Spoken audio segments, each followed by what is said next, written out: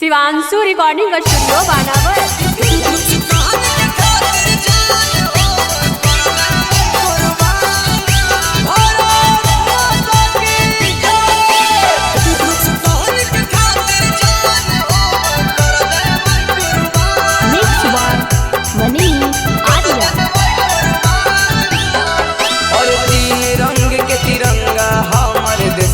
के वैसान तीन रंग के तिरंगा हमर देशवा के वैसान हिंदुस्तान अपन जान हम कर देबै कुर्बान।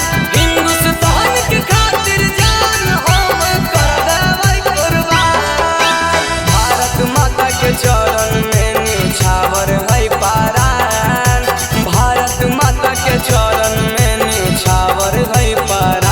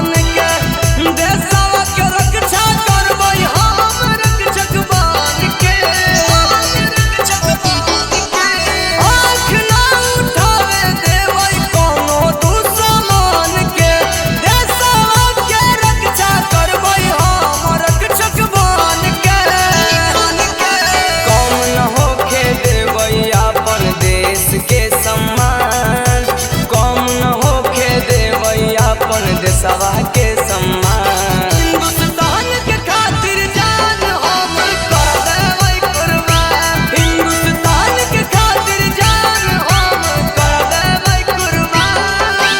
हिंदुस्तान के खातिर जान हम कर देबै कुर्बान।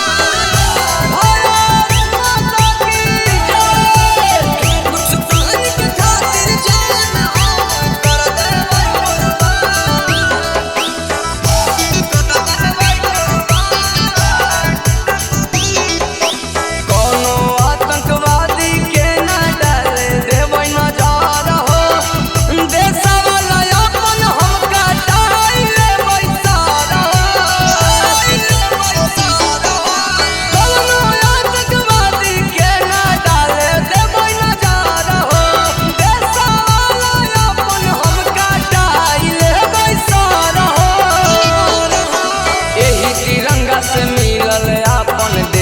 के पहचान।